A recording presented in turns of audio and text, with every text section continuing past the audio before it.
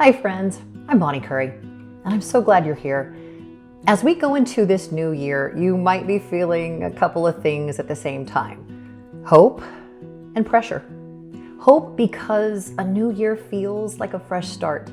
Pressure because you're already tired and the new year just got started. Listen, I feel it too, and that's why I want to talk with you about renewal in the new year as a person of faith. Why it matters, where to begin, how to make it a habit, what to do when you feel overwhelmed, and what resources can help you stay steady.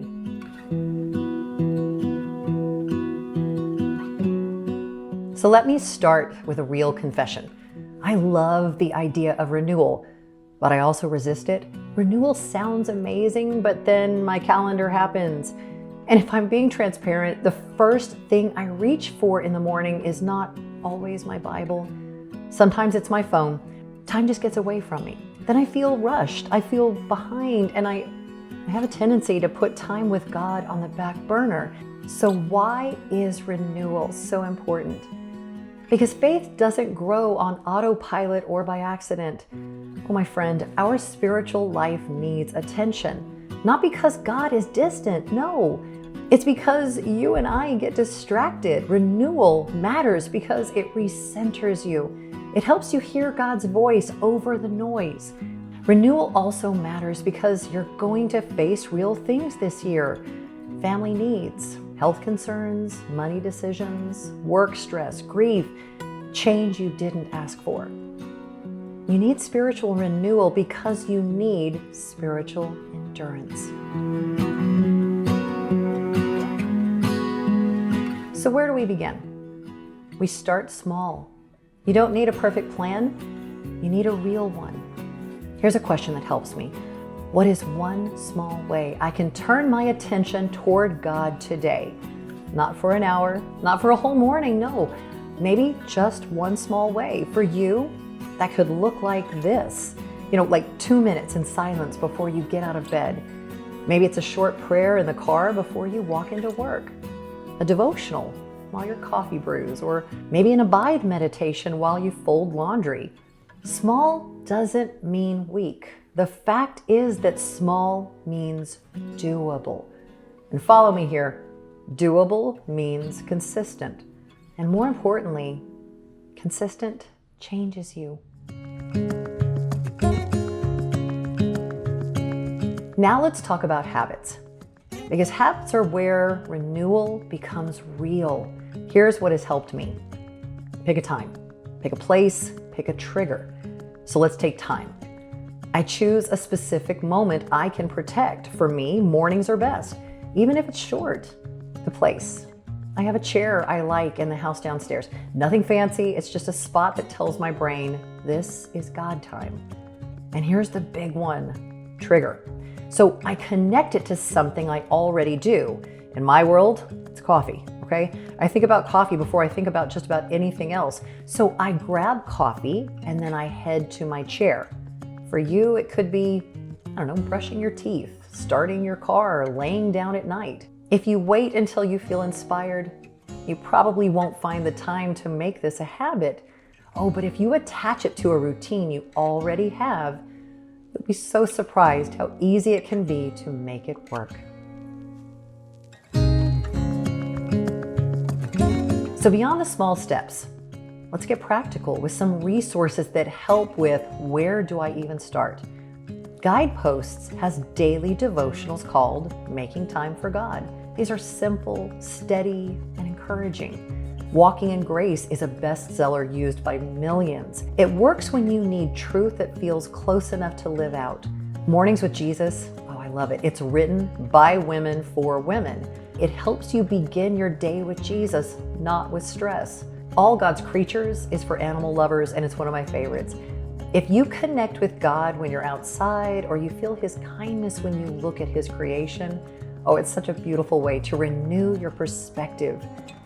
If you feel like you don't know where to begin, start with one of these devotionals. Open it, read the day, pray one honest sentence. I promise you, that counts. Now let's talk about consistency. because that is where most of us struggle. Consistency is hard when you miss a day and then you feel guilty. Here's what I want you to hear. Guilt does not build habits. Grace builds habits. If you miss a day, do not punish yourself. Please do not label yourself. Don't quit. One resource that helps with consistency is the Strength for Women calendar. It has uplifting pages of scripture, inspired quotes, and affirmations in an easy calendar to use. It's an easel. And I love anything that stays in my line of sight. You can put it where you'll see it, maybe the kitchen counter, the desk, the nightstand. Then you don't have to find Renewal. Renewal finds you while you live your life. Because when you feel inconsistent, having a simple cue that brings you back to this calendar, it is such an easy and great solution for that. Let's talk about those moments when you feel overwhelmed. Deep down, Renewal can feel like just one more task I don't have time for. That's why Abide matters so much to me. Abide is so easy to use. It meets you when you feel tired. It meets you when your mind won't settle. It meets and helps you pray when you don't have the words. I've used Abide at night when my brain won't shut down. I've used it in the morning when I want my first input to be truth and grace and encouragement. And I'm really excited about the new content from Abide. New Testament in 90 days, the Bible in 365 days, Abide journeys. If you want structure, these plans give you structure. If you want momentum, they give you momentum. There are just so many ways to connect to God with Abide. Just because I do love small reminders, Guideposts has the Hope for This Season necklace. It's inspired by Hebrews 6:19. We have this hope as an anchor for the soul, firm and secure. Here's what I love about something you can wear. You can touch it. You can remember. You can pause for 2 seconds and pray right in the middle of your day, whatever's going on. Maybe you feel anxious and you can hold on to a reminder and say, God, steady me. It's not jewelry as a distraction. It's a reminder you can carry on you and in your heart. Oh, and one more piece of Renewal that people overlook is what you choose for entertainment. Some of us want to read more in 2026. I definitely do. But we also want what we read to build us up. Guidepost fiction books can help with that. If you want a cozy mystery and Amish fiction, or maybe a romance, every novel they publish is a wholesome story filled with characters that lean on their faith in God. If you want a healthier wind-down routine, swap 10 minutes of scrolling for 10 minutes of an uplifting story.